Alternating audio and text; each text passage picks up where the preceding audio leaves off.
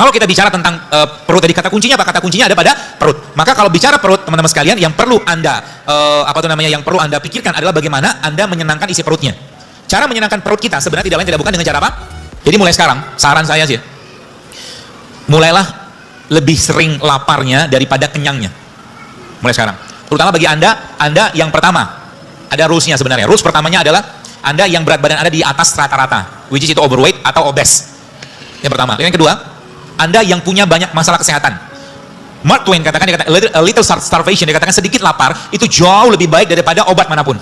Kenapa baik? Saya cerita begini, biar gampang dicerna. Saya punya harimau, contohnya, contoh aja fiktif. Harimau ini kalau satu hari saya kasih 10 kg daging untuk makan tiap hari, lalu pada satu hari harimau tadi, teman-teman sekalian, saya nggak kasih 10 kg daging, tapi harimau tersebut saya kasih cuma 1 kg daging saja. Artinya ada sekitar 90% kalorinya dia, nutrisi dia yang saya batasin. Apa yang terjadi? Yang terjadi adalah harimau saya tadi saya bawa ke kerumunan orang. Apa yang akan berlaku? Yang akan berlaku adalah harimau tadi pasti akan makan orang, kan gitu. Tubuh kita juga sama.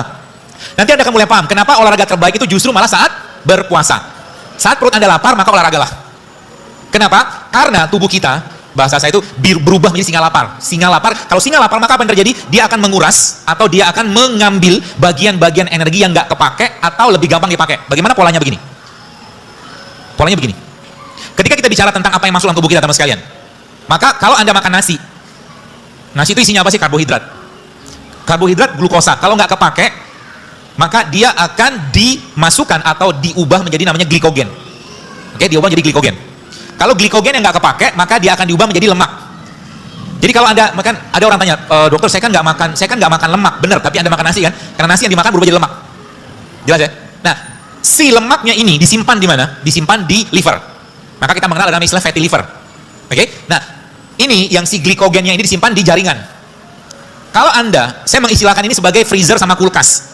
Jadi kalau nanti teman-teman tahu konsep ini sebenarnya banyak penyakit-penyakit seperti PCO, endometriosis, kolesterol bisa hilang dengan ini, coba. Asal mau aja. Mau apa? Mau mengikuti polanya. Ya.